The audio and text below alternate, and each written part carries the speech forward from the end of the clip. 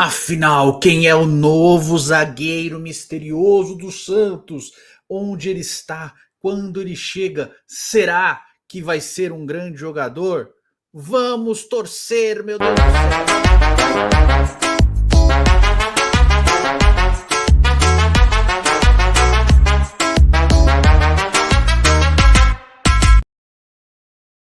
Fala, seus peixão, beleza? Bem-vindos a mais um vídeo. Deixa seu like, é muito importante. Se inscreve no canal, se você não for inscrito, comenta bastante e hype esse vídeo. Se essa possibilidade aparecer no seu celular aí, meu cabelo está bagunçado, pós-banho, esqueci de secar e penteá-lo.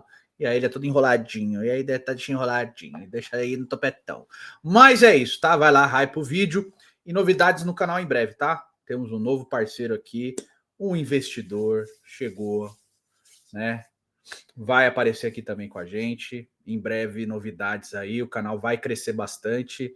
E eu torço para que vocês recebam esse novo membro de braços abertos, tá?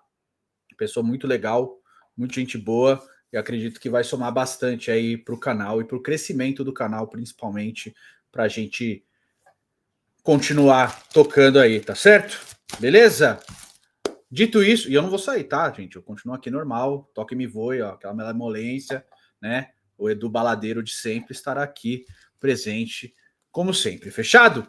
Beleza, vamos falar aí da notícia do Sormani, que repercutiu, tá com quase 100 mil views o vídeo do Sormani, que tá, ó, vento em popa o canal dele, sobre o possível novo contratado do Santos, né? De um novo zagueiro que o Santos tem fechado aí, e os detetivões da internet foram atrás de nomes, quem será esse jogador e tal. E, enfim, nomes foram levantados. Vou citar até um ou outro, mas vou discorrer durante o vídeo, tá? Antes, obviamente, fazer o nosso... É Toys, meu irmão! É Toys, olha aqui a brabíssima. Essa aqui tá ensacada, como eu falei, a do meu irmão, ó. A camisa mais vendida do futebol brasileiro na atualidade, camisa azul do Santos, a brabíssima, foi lançada nessa temporada. Você pode adquiri-la lá na Foot Fanatics. O link está na descrição, no QR Code aparecendo na sua tela. Este QR Code aqui, ó. E além disso, tem 7% de desconto no cupom Peixão na Foot 7. Botou todos os produtos que você quiser da loja toda no seu carrinho. Colocou no carrinho, na hora de pagar, você bota Peixão na Foot 7, tem mais 7% de desconto na loja inteira, em todos os produtos do seu carrinho. Ah, mas esse aqui já tá com 20% de desconto, não tem problema. Você bota esse cupom, tem mais 7% de desconto na loja toda. O cupom Peixão na Foot 7, pode usar quantas vezes você quiser, quantas compras você quiser, você pode usar sempre esse mesmo cupom, que eu vou te agradecer, inclusive, né? Ó, tá certo? Vai lá na Foot Fanatics, melhor loja de todos os tempos, tá bom? Essa aqui, acho que essa aqui não, essa aqui não é da Foot Fanatics, não. Essa aqui tá velha já, a camisa do Tsubanha, né? Essa aqui era show, né? Essa aqui é antiga já. Mas vai lá na Foot Fanatics que eu garanto que você vai curtir, tem muita variedade, não só em departamentos de futebol, mas em outros departamentos também, casual e outros esportes, tá bom? Então vai lá, conheça a melhor loja de todos os tempos da Galacta. Vai lá na Foot Fanatics, eu garanto que você vai curtir. Fechado? Vamos falar aqui. Bom, Fábio Sormani fez um vídeo aí falando sobre, né, o contato que ele tem dentro do Santos, tá, gente? Que de um novo jogador contratado para a defesa. Vou falar de São Paulo aqui também já já, né? Para a defesa, o Santos está atrás de zagueiros no mercado aí, né? E que o Santos tem um caminho acertado com um novo defensor. E deu algumas dicas aí, né? Que é um jogador que está em outro clube, não é um jogador livre no mercado, um zagueiro que tem contrato até o ano que vem, e aí começaram-se a ventilar nomes, né? Óbvio, né? Falaram até do Sérgio Ramos. Sérgio Ramos tá seguindo o Santos. Gente, é zoeira, tá, gente? Mas Sérgio Ramos, etc, será? Bom, enfim. E vários nomes foram surgindo, e o nome que ficou mais forte aí foi o do Diego Carlos. Por que o Diego Carlos? Gente, assim, um detalhe, ele pode ser torcedor do Santos, tá? De infância e seguir jogadores do Santos e tal. Mas o Diego Carlos, que é um zagueiraço, um baita zagueiro, jogou muito tempo no Sevilha, estava no Aston Villa e foi para o Fenerbahçe, e eu vou explicar aqui muito do Diego Carlos, e eu quero que você que está aí assistindo entenda a capa. A capa é um exagero, tá, gente? Eu botei o Paolo Maldini e o Beckenbauer com a roupa do Santos. porque para falar desse novo zagueiro que o Santos tem atrás. O fato é, o Santos precisa de um zagueiro, isso é um fato, a gente já tem dito aí há bastante tempo, a gente tenta, quando eu pelo menos vou falar sobre contratações e tal, eu tento ir dentro da realidade que o clube está vivendo, não dá para sair contratando desenfreadamente porque o dinheiro é curto, a gente sabe muito bem, né? Porque o time lascado que a gente torce, não porque não rola dinheiro ali dentro, mas porque não sabe se cuidar do dinheiro dentro do clube, mas é um time lascado. E, enfim, e a gente tenta, dentro da realidade, falar de alguns atletas que podem reforçar o clube, podem chegar para jogar no Santos, etc. E aí, o nome do Diego Carlos foi o nome mais falado, né? O nome mais sendo falado aí, porque ele segue vários jogadores do Santos, até o João Schmidt, né? Pô, o Diego Carlos segue o João Schmidt, meu irmão. Alguma coisa tem. Óbvio, né? Que se for um jogador como o Diego Carlos, eu vou ficar extremamente feliz. Por mais que seja outro jogador com mais de 30 anos, é um zagueiraço. O Diego Carlos tem 32 anos, é um baita de um zagueiro, fez anos espetaculares ali no futebol europeu, foi campeão de Liga Europa com Sevilha, era muito bem quisto no mercado, demorou até para ele sair do Sevilha, o Sevilha chegou a pedir 60, 70 milhões de euros por ele e não vendeu e acabou ficando, e depois ele vai para Aston Villa, tem uma contusão muito séria na Aston Villa e acaba perdendo boa parte do tempo que ele ficou lá. E nessa temporada ele foi para o Fenerbahçe, tá? E ele está no Fenerbahçe. Só que leva em consideração o seguinte: o Fenerbahçe comprou o Diego Carlos em janeiro, ou seja, no meio da temporada europeia, por 11 milhões e meio de euros. Jogou pouco pelo Fenerbahçe, diga-se de passagem, tá? Teve contusão também, jogou apenas 7 jogos aí pelo Fenerbahçe nessa temporada, então nesse ano todo, né? Jogou pouco pelo clube que ele foi defender e passou problemas físicos também. Então, é um jogador que é muito bom, tem muita técnica, é um baita defensor, mas é um jogador que recentemente vem passando por grandes problemas físicos e é o nome mais falado, então. Beleza. Seria uma baita contratação? Seria uma baita contratação. Eu não falasse, é só uma contratação, não, é um reforço. Seria um reforço, é um cara para ser titular, estando bem fisicamente, né? Que é o caso de Mike, de Zé Rafael, etc. Estando bem fisicamente, chega, bota a camisa e joga. É o cara, ninguém mexe nele. Seria tecnicamente o melhor zagueiro do Santos, disparado para o segundo, que nesse momento o melhor é o Luan Pérez, né? Então seria o Diego Carlos, uma enormidade de distância, e o Luan Pérez como o outro zagueiro do time. Os melhores. Só para você ter ideia da proporção de zagueiro que a gente está falando. Porém, dentro das dicas do Sormani, fala, pô, o contrato até ano que vem. E, gente, infelizmente aí, eu não sei se dentro das dicas que o Sormani passou, o Diego Carlos não se enquadra nessas dicas, tá certo? O Diego Carlos tem contrato até junho de 2028 com o Fenerbahçe. Ou seja, ele fez um contrato de 4 temporadas com o clube da Turquia. É um contrato muito longo, que eu acho bem difícil do Santos tentar um acordo ali. Eu não sei se tem algum problema interno entre Diego Carlos e Fenerbahçe com relação ao físico dele, de ele não querer ter ficado ali, de vão rescindir o contrato, e de se vier uma oferta de 3, 4 milhões de euros, o clube vai vendê-lo, mas o Santos não tem essa bala para pagar nem perto do valor que foi pago pela transferência dele. Lembrando que o Fenerbahçe o comprou em janeiro por 11 milhões e meio de euros junto ao Aston Villa na Inglaterra. Ou seja, o Santos não vai fazer esse tipo de investimento, a não ser que tenha algum terceiro envolvido aí, né? Um investidor ou o próprio Neymar pai, alguém que vá colocar essa grana na operação para que o Santos contrate o jogador. Lembrando que não é mais assim, né? Você tem que botar esse dinheiro no clube, como um empréstimo, alguma coisa assim, para que o clube faça essa contratação, faça esse investimento, tá certo? Então, é isso. Então vamos ter cuidado, né? Porque não adianta a gente jogar lá a expectativa lá no alto e a gente sabe como é que funciona o Santos, não é mesmo? E aí a gente pode ir para um outro nome, outro jogador que tem já um contrato um pouco mais curto, até o ano que vem, que está atrelado a um outro clube e que é muito bom, né? Que é o Israel Reyes, mexicano, 25 anos de idade, atleta da seleção mexicana também e jogador do América, tá? Tem um valor de mercado atualmente de 4 milhões de euros. É um zagueiro muito bom. Joga de zagueiro, de lateral direito e de volante. Ele é muito bom zagueiro, esse cara, tá? Joga na seleção mexicana, tem 1,80 m de altura, Não é um zagueiro muito alto, mas é um zagueiro muito bom de posicionamento, de velocidade. É um zagueiro que, sim, se pudesse, tivesse uma grana razoável, eu acho que o Santos poderia ir atrás e valeria o investimento.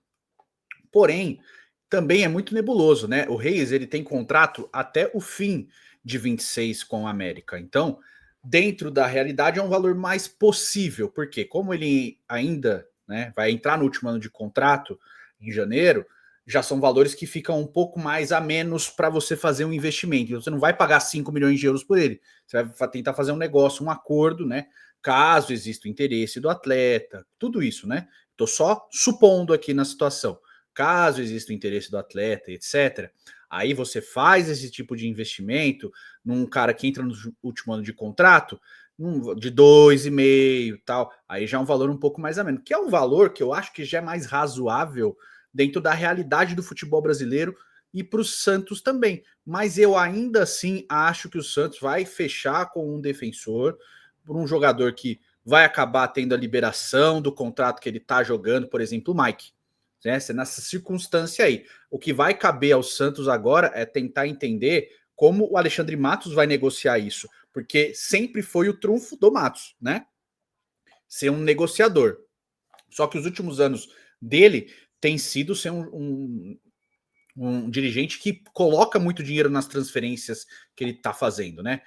São transferências muito caras num geral, que custam muito dinheiro aos clubes que ele trabalha. E o Santos veio com uma outra realidade, então ele precisa trabalhar com um orçamento bem mais enxuto, uma realidade financeira diferente e tentar aliviar folha para trazer contratações. E ele tem feito isso, né? Saiu mais jogadores do que chegaram recentemente. Então, acredito que vai muito por esse lado. O ponto que eu quero bater aqui é: não adianta a gente jogar a expectativa lá em cima, gente. Porque a gente conhece o clube que a gente acompanha, a gente conhece o clube que a gente torce. Desde quando a expectativa lá em cima geralmente é com boas notícias? Ela realmente ela é suprida. Desde quando? De que você acompanha o Santos, fala, cara, você está esperando tal contratação e ela realmente vem. Num geral, a expectativa lá em cima não traz grandes contratações. A gente acaba se surpreendendo negativamente. O que eu quero dizer é, mesmo que possa ser uma grande contratação, não fique esperando essa grande contratação. O fato é que o Santos precisa de um titular para deposição, um jogador que venha e resolva o problema, e tanto o Diego Carlos quanto o Israel Reis se enquadram nisso, tá certo? Gosto muito dos dois, acho que são dois jogadores que poderiam sim ser essa solução para a defesa, para ser titular de maneira incontestável. O Diego Carlos até mais, porque é um jogador de nível de seleção brasileira, por mais que já não viva os grandes momentos da carreira, é um jogador nesse nível, apesar dos problemas físicos. O Reis é um jogador de seleção mexicana, que também tem muito bom nível e seria titular no Santos tranquilamente pelo lado direito da zaga, né? Fora que ele pode te entregar outras funções com 3 zagueiros, sendo jogador um terceiro zagueiro para ser um primeiro volante, dependendo de como você constrói. Por exemplo, o jogo contra o Sport, que o João Schmidt faz esse terceiro zagueiro, o Reis poderia ser muito bem esse cara, porque ele também joga no meio de campo. Então, assim, dá para, sim, você trazer um nome interessante que realmente reforce o time e que faça diferença positiva para o elenco. Porém, não adianta a gente jogar a expectativa lá em cima e vir um David Braz, entende? É isso que eu tô te falando. Tenha calma, não adianta a gente jogar a expectativa lá em cima e ficar esperando um caralho, fenômeno para defesa, o fenômeno para defesa. Não adianta a gente esperar jogar a expectativa lá em cima esperando um cara que vai resolver qualquer problema da defesa, vai vir um Canavaro, entendeu? Não é isso que vai acontecer num geral. Então, tenha um pouquinho mais de paciência, espera o jogador ser contratado, anunciado, e aí sim a gente trabalhar dentro do que a expectativa, né, do que a realidade mostrou e não a expectativa, tá certo? E com relação ao Sampaoli, muita gente tem falado aí que ele tá desgostoso com o modo que o Santos está lidando com essa situação. E gente, alguma novidade aqui? A gente está falando há semanas sobre isso, né? Se você já tem intenção da troca, troca. E o Santos não troca, né? O Santos está dando sobrevida para o Kleber, enquanto o Santos está ganhando. Mas na primeira derrota vai ser demitido, cara. Entendeu? Vai perder para o Vasco? a tendência é que não aconteça. A tendência é que o Santos vença o Vasco, mandando o jogo no Morumbi, né? No momento dos dois times agora, né? O Vasco vai sem o Verratti, que é o principal atacante do time, o Santos vai completo. A tendência é que o Santos vença o Vasco, mesmo que isso possa não acontecer, tal qual Cruzeiro e Santos, que a gente esperava que o Cruzeiro vencesse dentro da realidade, mas dentro do que se esperava, e a realidade mostrou que, na verdade, o Santos venceu o Cruzeiro, né? Dentro das circunstâncias do que aconteceu aquele jogo. Pode ser que o Vasco vença o Santos e aí o Kleber Xavier roda, né? Aí o Santos vencendo o Vasco, mais um jogo de sobrevida para o Kleber Xavier na primeira derrota, o primeiro tropeço, manda embora e tenta trazer o Sampaoli. Vai esperar criar um novo interesse de outros clubes pelo treinador para que ele negocie com outros clubes e aí você entrar em leilão pelo técnico? Se você já quer contratá-lo, vai lá e contrata, agradece o Kleber pelos serviços prestados, entende que você quer trocar, que você acha que é o ideal, porque o Santos já tentou trazer o Sampaoli antes do próprio Kleber, e faz a troca. Não precisa esperar perder. Não faz o torcedor ter esse paradoxo. A gente sempre bate nessa tecla. O próprio clube faz com que o torcedor queira que o time perca para que troque o treinador que ele está descontente. Pô, gente, sabe? E de novo, sobre o Kleber, eu acho que ele tem potencial, eu acho que ele tem um futuro para trabalhar como treinador, concordo, acho que tem mesmo. Mas o Santos não deveria ser laboratório para isso, entendeu?